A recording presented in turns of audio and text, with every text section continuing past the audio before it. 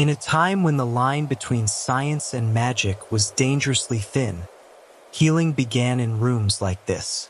Behind stone walls and heavy timber, the air is thick with the scent of bitter roots and wax-sealed secrets. Here, every jar holds a remedy that seems silent, yet carries the weight of a world where a simple herb could save a soul, or a strange ritual could end a life. You are entering the 32nd chamber, a place of quiet remedies and unsettling truths. But as the shadows lengthen across these dusty shelves, you'll soon realize that some cures were far more terrifying than the diseases themselves. If you are listening at night, tell me where you are and what time it is. Welcome to Dreamy Old Stories, where we share slow and gentle stories from history. These stories are made to calm your mind and help you fall asleep. The room forms itself out of stone and timber, shaped by hands that measured more by habit than by exact tools. The walls carry a faint unevenness, their surfaces marked by shallow lines where time has pressed against them.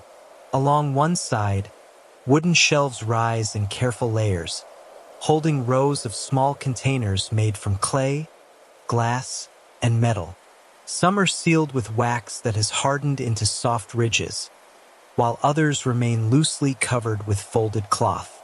A narrow table rests beneath a small window, its surface worn smooth in places and rough in others, suggesting years of quiet use.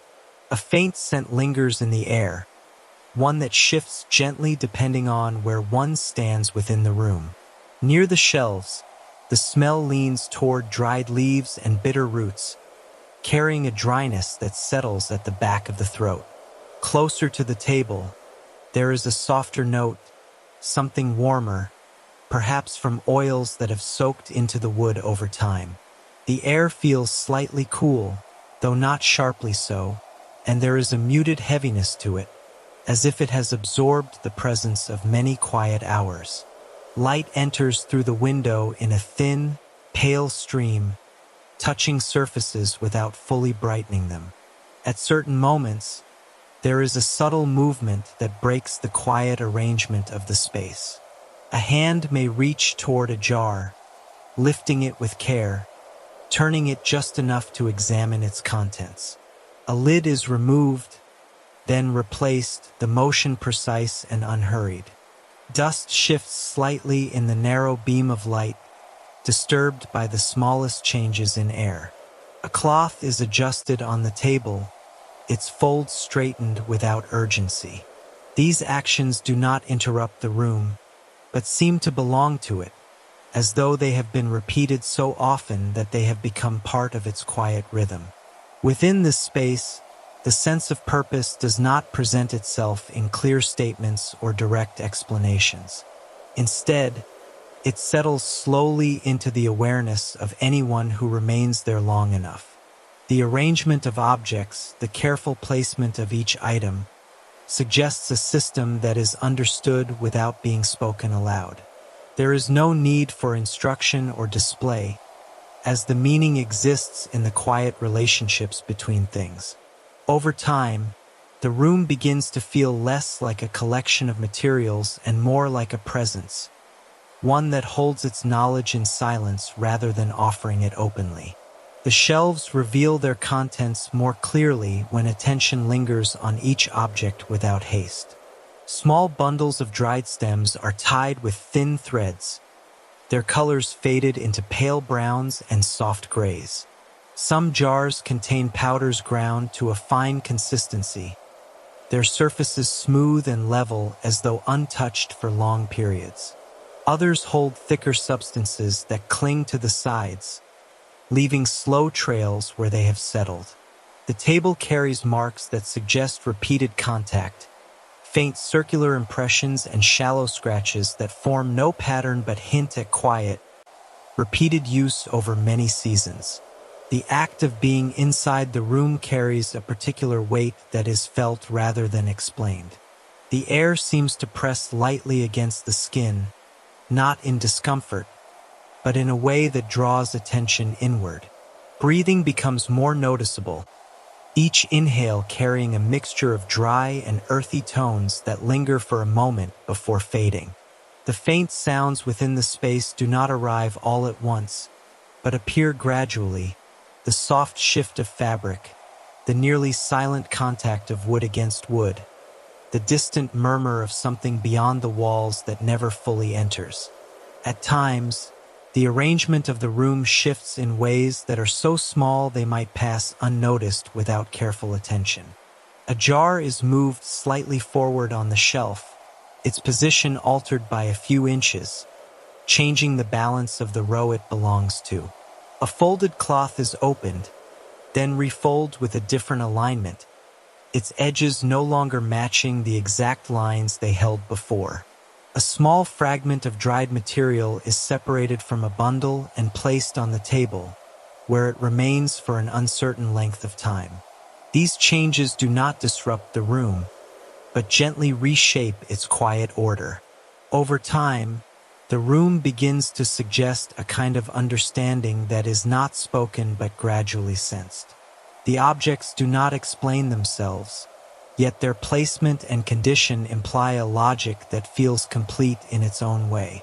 There is a quiet acceptance within the space, as though everything present has already found its purpose and does not need to prove it.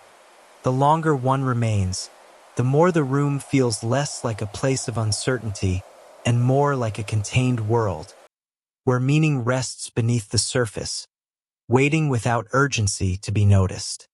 The narrow window holds a presence of its own, set deep within the thickness of the wall where stone softens the outside world into a distant suggestion. Its frame is uneven, shaped more by the limits of the material than by any intention toward symmetry. Along its edges, faint traces of dust gather in thin lines, catching what little light passes through.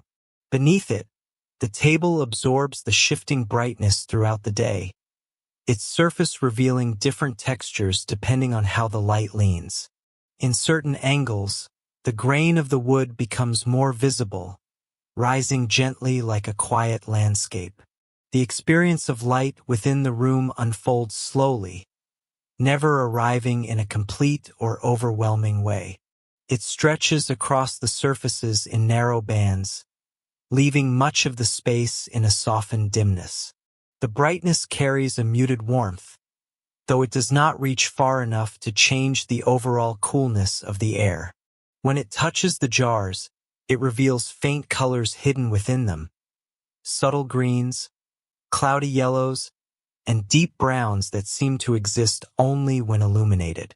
The eyes adjust gradually, learning to move between shadow and light without strain. There are moments when the passage of time becomes visible through small shifts in the room's appearance. The line of light moves across the table, inching forward in a way that is almost imperceptible unless watched closely. A shadow cast by a jar lengthens, then softens, then changes direction entirely. Dust drifts through the air, its movement more noticeable when it crosses the beam of light, tracing patterns that dissolve as quickly as they form. These changes occur without announcement, shaping the room in ways that feel continuous rather than separate. In this slow unfolding, the room begins to suggest a connection between what is seen and what is quietly assumed. The movement of light does not explain anything directly, yet it alters how each object is perceived, revealing and concealing in equal measure. There is a sense that understanding here does not come from direct observation alone, but from remaining present as these small changes take place.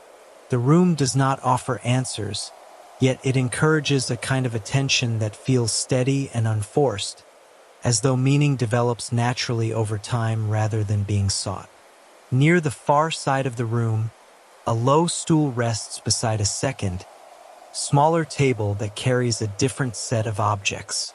Here, the items appear more closely handled, arranged in a way that suggests recent attention rather than long placement. A shallow bowl holds a mixture that has not fully settled, its surface slightly uneven, as if stirred not long ago. Beside it, a short knife with a narrow blade lies at an angle, its handle worn smooth where fingers have pressed against it repeatedly. A folded strip of cloth rests nearby, its edges softened from use, carrying faint discolorations that hint at past contact. The space around this smaller table carries a different texture of experience, one that feels closer and more immediate. The scent here is sharper, carrying a faint bitterness that lingers in the nose before fading into something more neutral. There is a slight warmth in this part of the room, not strong, but enough to be noticed when standing near the surface of the table.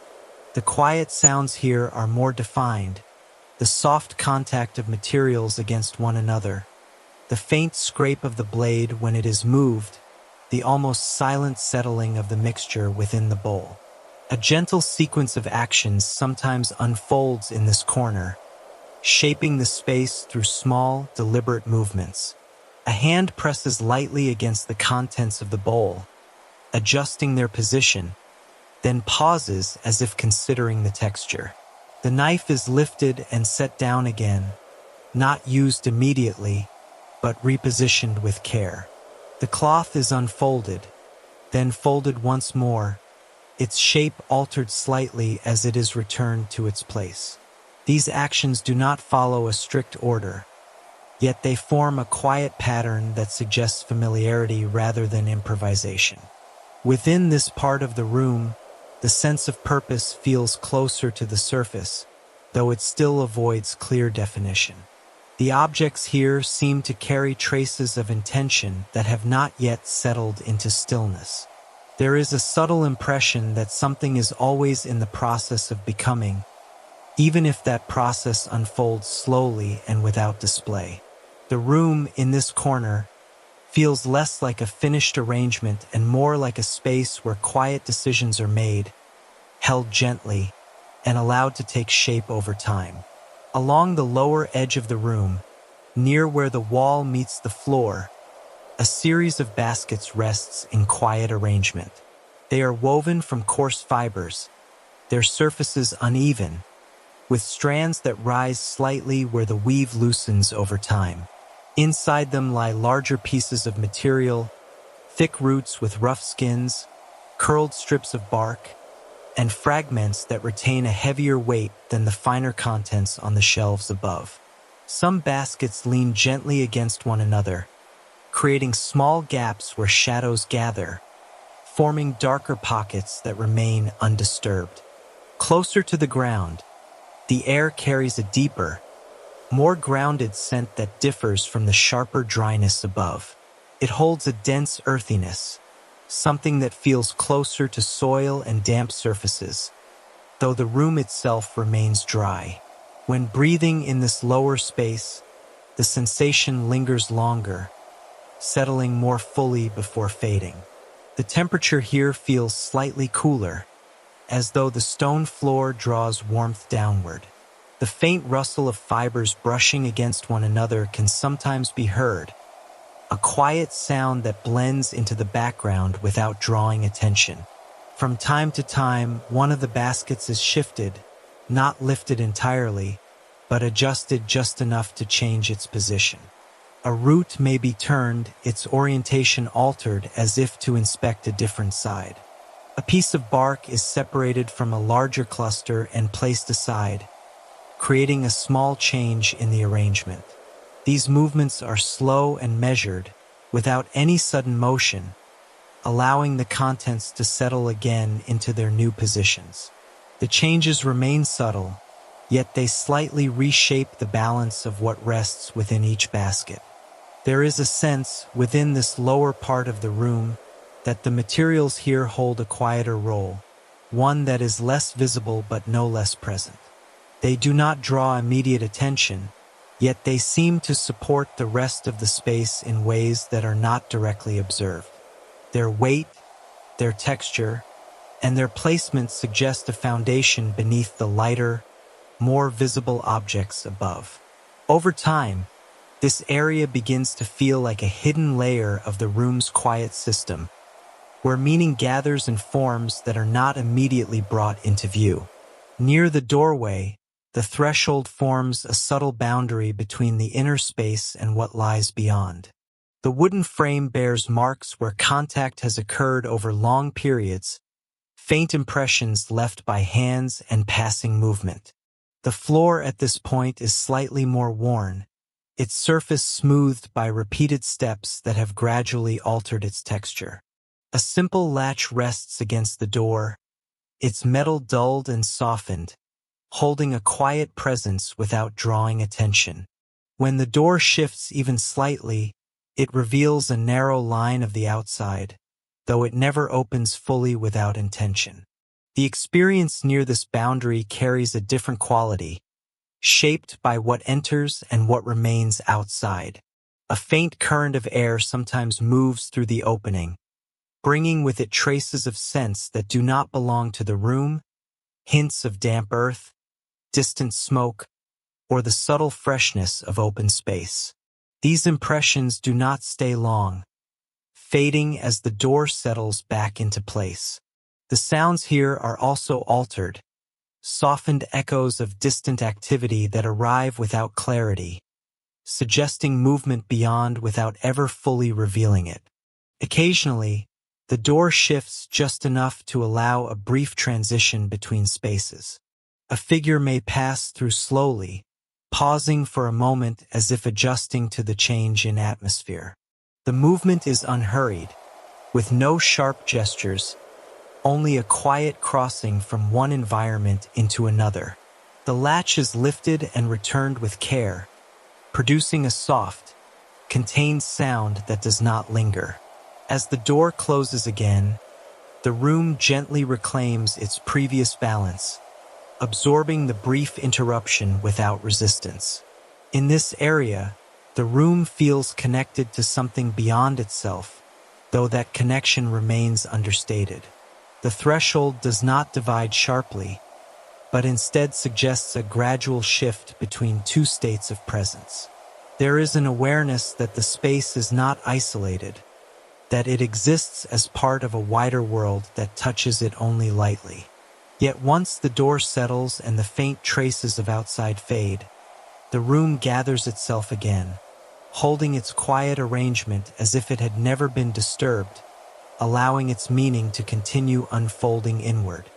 In the dim light of a narrow workspace, drawings of the human body appear on stretched pieces of parchment, their lines careful yet uncertain in proportion. The figures are not exact reflections of living forms, but shaped through belief and repetition, guided by earlier hands rather than direct observation. Organs are placed with intention, though their positions follow patterns that feel arranged rather than discovered. Curving lines move through the body like quiet pathways, suggesting channels that connect distant parts. These diagrams rest flat against the surface, held in place by small weights at the corners. To look upon these drawings is to enter a different kind of understanding, one that unfolds slowly in the mind rather than through clear sight. The eye follows the lines, tracing their movement from one part of the body to another, sensing a flow that cannot be physically touched. There is a faint dryness in the parchment, a texture that seems to absorb attention as much as light. The air around the drawings carries a subtle warmth, as though the act of studying them creates a quiet closeness, drawing thought inward and away from the outer world. At times, a hand moves across the surface, not to alter the drawing completely, but to refine a single line or deepen a faint mark. A curve is extended slightly, its direction adjusted to align with an idea rather than a measured truth. A small symbol is added near the edge, its meaning understood by the one who places it, though not immediately clear to others. The parchment shifts under this attention, its edges lifting and settling again as the work continues. These changes do not transform the image entirely, but gently reshape its meaning. Within these imagined forms, the body becomes something that exists as much in thought as in flesh. The lines and symbols offer a way to understand what cannot be directly seen, creating a sense of order that feels complete in its own quiet logic. There is a comfort in this structure, as though the unseen parts of the body have been given a place to rest within the mind. Over time, the drawings begin to feel less like representations and more like realities, shaping how the body is perceived without needing to be questioned. Beside the parchment, a wooden board holds additional markings that echo the same imagined structure, though arranged in a different form. Here, the body is divided into sections, each part outlined with thin lines that separate one region from another. Small circular shapes appear along these divisions, suggesting points where unseen processes gather or pass through. The board carries faint stains from repeated handling, and its surface has been smoothed in places where fingers have traced the shapes over and over again. The arrangement feels organized, though its order follows a logic shaped more by belief than by measurement. Spending time with these markings creates a quiet, immersive experience that settles gradually into awareness.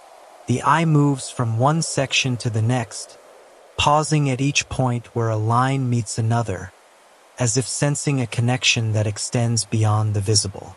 There is a gentle tension in this observation, not uncomfortable, but focused, as though attention itself becomes part of the process. The scent of the wood mixes with the dry note of parchment nearby, creating a subtle blend that lingers without becoming strong. Even the faintest sound, like the soft brush of fabric or the slight shift of breath, feels more noticeable here. A subtle rhythm emerges when these diagrams are engaged with over time. A finger may follow a line slowly, tracing its path from the edge of the body toward its center, then lifting and returning to begin again. A small piece of charcoal is used to darken a faded section, reinforcing a boundary that had begun to soften. Occasionally, a new mark is added, not to replace what is already there, but to build upon it, extending the pattern further. These actions unfold with care, creating a sense of gradual development rather than sudden change. Through this process, the body begins to take on a form that is guided by repetition and quiet trust. The divisions and pathways feel increasingly familiar, as though they have always existed in this way. There is little need to question their arrangement, as the consistency of their presentation gives them a sense of certainty. The imagined structure becomes a framework through which all sensations and conditions are understood, offering a stable way to interpret the body even when its true nature remains unseen. On another surface nearby, a circular diagram spreads outward from a central point, its form divided into 4 equal sections that meet at a quiet intersection. Each quarter is marked with a different tone, some shaded lightly, others left pale, suggesting a balance that must be maintained rather than measured. Around the edges, small notes are written in careful script, each one placed close to the boundary it describes. The circle is not perfectly drawn, its edges wavering slightly, yet its shape carries a sense of intention that feels complete within its own boundaries. To sit with this diagram is to experience a slow unfolding of meaning that does not arrive all at once. The eye moves along the curve, following its path as it passes through each section, sensing a shift in quality with every transition. There is a quiet rhythm in this movement, a gentle awareness of contrast between one part and the next. The surface of the material holds a faint warmth where it has been touched, and the scent of ink rises subtly when attention lingers close. The act of observing becomes steady, drawing the mind into a soft, continuous motion. At certain moments, a small adjustment is made to the diagram, altering its balance in a way that feels almost imperceptible. A line is retraced, darkened slightly to bring it into clearer focus. A word is added near the edge, filling a space that once remained empty. The circle itself may be turned, its orientation shifted so that a different section faces forward, changing how it is read. These movements do not disturb the overall form, but gently influence how it is understood in the moment. Within this circular arrangement, the idea of the body becomes something that depends on harmony rather than fixed structure. Each section suggests a quality that must relate to the others, creating a system where imbalance is felt as a quiet disturbance rather than a visible break. There is a sense that health is not a stable condition, but a shifting relationship between these parts, always adjusting, always seeking alignment. The diagram offers no final answer, yet it provides a way to hold the body in thought, allowing its unseen processes to feel ordered and contained. A narrow manuscript rests partially open on the table, its pages thick and slightly uneven, as though shaped by many layers pressed together over time. The script flows in long lines across the surface, each letter carefully formed, though not entirely uniform. Between the lines of writing, small illustrations appear, not as full images, but as fragments that suggest parts of the body in simplified forms. A hand, a vessel, a branching shape that hints at internal pathways. The edges of the pages carry faint darkening, touched often enough to show where attention has returned again and again. Reading from this manuscript unfolds as a quiet, deliberate experience that settles into the rhythm of thought. The words are not taken in quickly, but followed slowly, each line held in the mind before moving to the next. There is a dryness in the texture of the page that can almost be felt through sight alone, and the faint scent of ink rises gently, blending with the air of the room. The act of reading becomes less about gathering information and more about entering a steady flow, where meaning develops without urgency. At certain points, the manuscript is adjusted, its pages turned with care, revealing new sections that continue the same quiet pattern. A finger may pause on a particular line, pressing lightly as if to hold it in place for a moment longer. Occasionally, a small mark is added in the margin, a brief note that connects one idea to another. The page may be smoothed where it has lifted slightly, then left to settle again. These small actions shape the interaction without altering the manuscript's overall form. Through this text, the imagined body becomes something described through language as much as through shape. The written lines offer a way to hold its unseen workings in a structured form, connecting ideas across time and thought. There is a quiet trust placed in these words, as though they carry knowledge that extends beyond direct experience. The body, as it appears here, is not something to be uncovered through observation alone, but something that is understood through the steady accumulation of meaning, shaped by those who have written before. In a quieter corner of the space, a simple chart is fixed to a vertical board, its surface marked by intersecting lines that divide the body into layered regions. These lines do not follow the curves of natural anatomy, but instead form a grid that places each part into a measured position. Small symbols appear at certain points, repeated in different sections, suggesting connections that are not visible on the surface of the skin. The chart is held in place by small pegs, slightly uneven, allowing its edges to lift away from the board in gentle arcs. Standing before this chart creates a different kind of awareness, one shaped by order rather than flow. The eye moves along straight paths, following the intersections where one line meets another, pausing at each symbol as though it holds a quiet instruction. There is a faint tension in this way of seeing, a sense of alignment that draws attention into narrow focus. The surface carries a slight roughness that seems to resist the softness of earlier diagrams, and the air nearby feels more still, as if the structure itself influences how the space is experienced. From time to time, the chart is adjusted in small ways that alter its presence without changing its design. A peg is pressed more firmly into place, tightening the surface so that it lies flatter against the board. A symbol is traced over again, darkened to ensure it remains visible against the fading material. The entire chart may be shifted slightly higher or lower, changing how it meets the eye. These actions refine its clarity, allowing the structure to remain consistent even as the material itself begins to age. Within this ordered framework, the body becomes something that can be divided, arranged, and understood through position rather than sensation. Each section holds its place within the larger pattern, contributing to a system that feels complete in its design. There is a quiet assurance in this arrangement, as though the complexity of the body has been simplified into something that can be observed without confusion. The chart does not reveal what lies beneath the skin, yet it offers a way to think about it, giving form to what cannot be directly seen.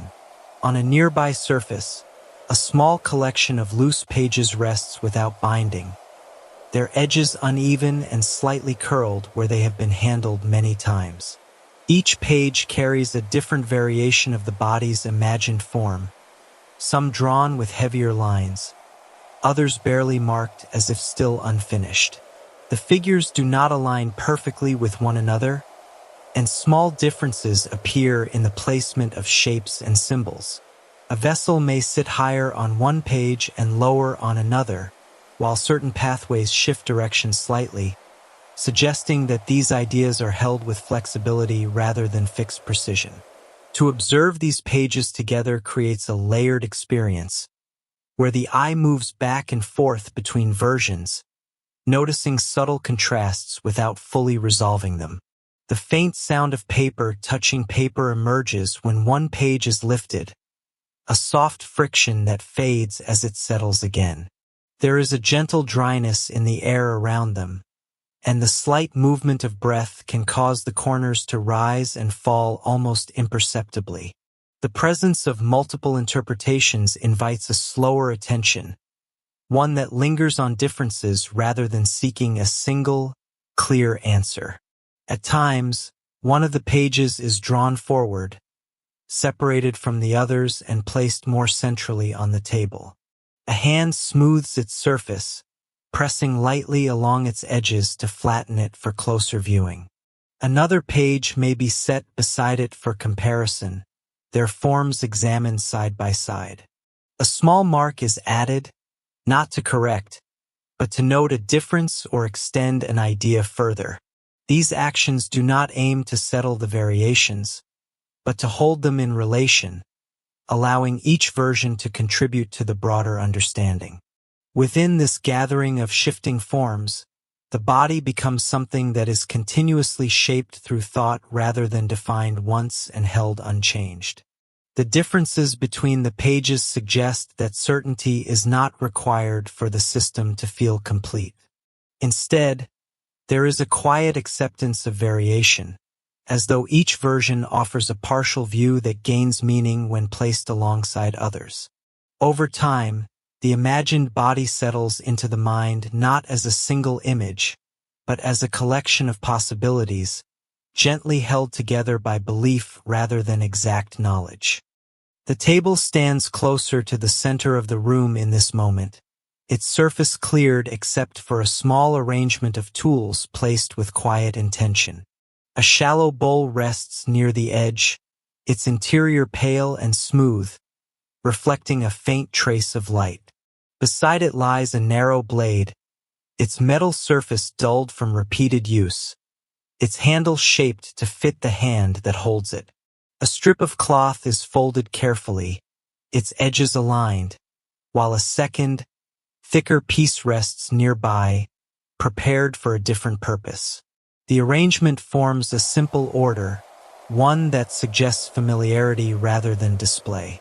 The air around the table carries a subtle change in feeling, as though attention gathers more closely in this space. There is a faint metallic note that blends with the dryness of the room, creating a quiet tension that settles in the breath. The surface of the wood feels cooler to the touch, holding a steadiness that contrasts with the softness of the cloth. Even the light seems to shift slightly here, reflecting off the bowl in a way that draws the eye without brightness. The experience is not sharp or overwhelming, but it invites a deeper awareness of presence. A hand moves into the space with measured care, adjusting the position of each object in turn. The bowl is turned slightly, aligning its edge with the line of the table. The blade is lifted, inspected briefly, then placed down again at a different angle. The cloth is unfolded and refolded, its shape altered to match the need of the moment. These actions unfold slowly, each one following the last without haste, creating a quiet sequence that feels practiced rather than improvised. Within this preparation, there is a sense that the act to follow is not separate from the rhythm of daily life, but part of it. The tools do not carry an air of urgency, nor do they suggest anything unfamiliar. Instead, they seem to belong to a pattern that has been repeated often enough to feel natural. The idea of balance rests quietly beneath these movements, shaping them without needing to be spoken. Over time, the process becomes less about the act itself and more about its place within a larger understanding of the body and its condition. The person who approaches the table carries their own quiet presence into the space, settling onto a low seat placed beside the prepared tools. Their arm rests along the surface, turned gently to reveal the inner side where the skin appears thinner and more responsive. The sleeve is drawn back with care, exposing a small area that has been chosen without explanation. The posture is neither rigid nor relaxed, but balanced in a way that suggests cooperation with what is about to occur.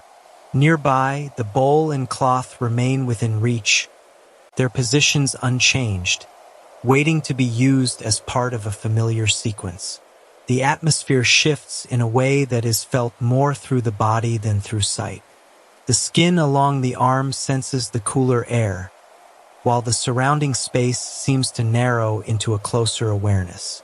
Breathing becomes slightly more noticeable, not because it is forced, but because attention has turned inward. There is a faint dryness in the mouth, a subtle tightening that passes without drawing concern. The quiet presence of the blade and the bowl adds a layer of anticipation that is soft rather than sharp, settling gently into the experience without creating alarm. A small movement begins the process, introduced without suddenness or hesitation. The cloth is placed beneath the arm, its surface adjusted to support the position. Fingers press lightly against the skin, feeling for a point that aligns with an internal sense of readiness. The blade is lifted, held briefly in still air, then brought closer in a motion that follows a practiced path. Each action flows into the next, guided by familiarity rather than instruction, creating a sequence that feels continuous rather than divided into separate steps. Within this interaction, the act of release becomes something that is accepted rather than resisted. There is an understanding, held quietly, that this process belongs to a broader pattern of care and adjustment. The body is not seen as fixed, but as something that can be guided toward balance through measured intervention. The presence of another person, the tools, and the space itself all contribute to this shared moment, forming a connection that feels steady and contained, as though each element understands its role without needing to be explained.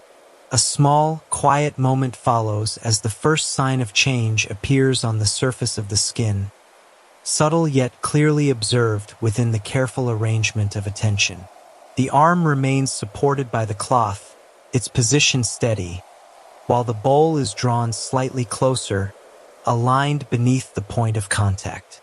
The light catches along the curve of the arm and reflects faintly within the shallow surface of the bowl, creating a soft connection between the two.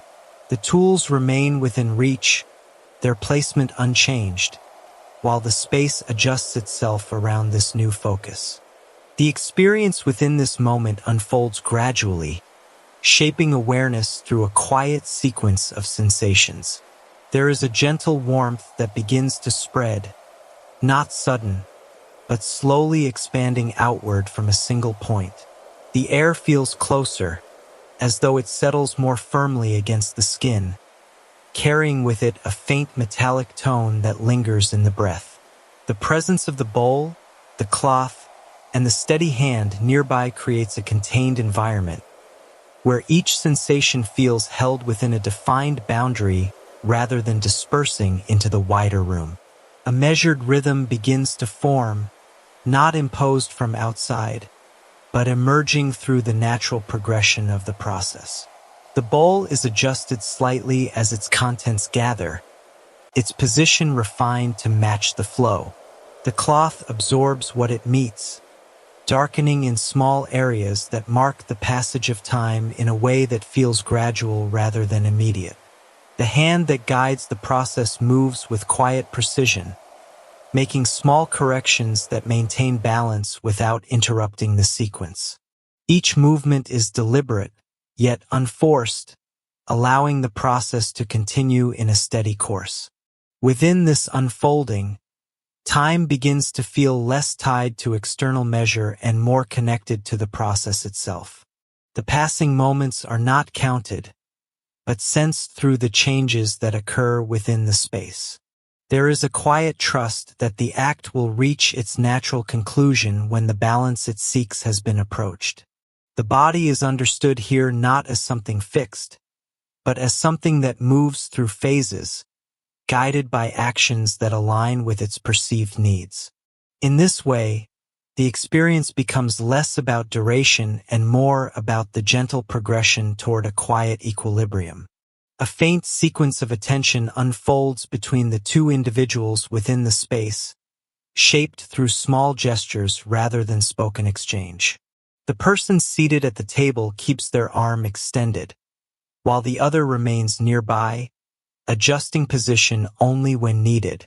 Their movements align without instruction, one responding to the other through quiet observation. The cloth is repositioned as it becomes heavier, the bowl shifted slightly to maintain its place beneath the flow.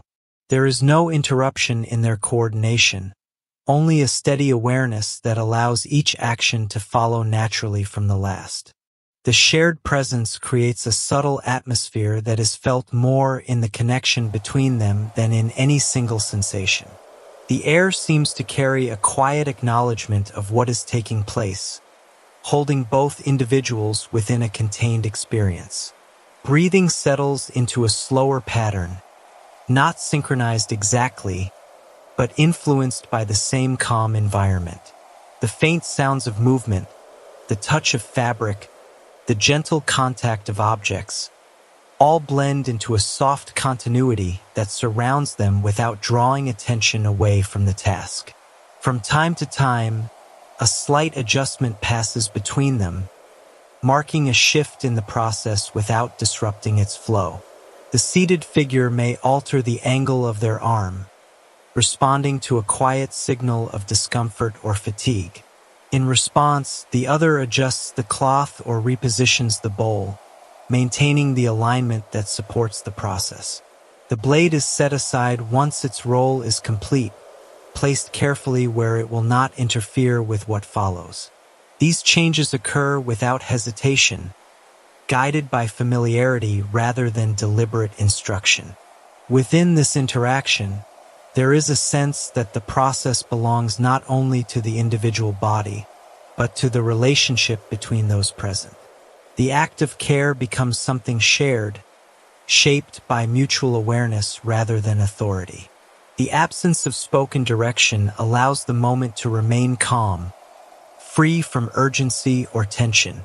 Over time, this quiet cooperation forms a pattern that feels reliable, as though it has been repeated often enough to become understood without explanation, allowing both individuals to move within it with ease. As the process continues, attention begins to shift toward the gradual completion rather than the beginning. The bowl now holds a visible measure of what has been gathered, its surface reflecting a deeper tone than before.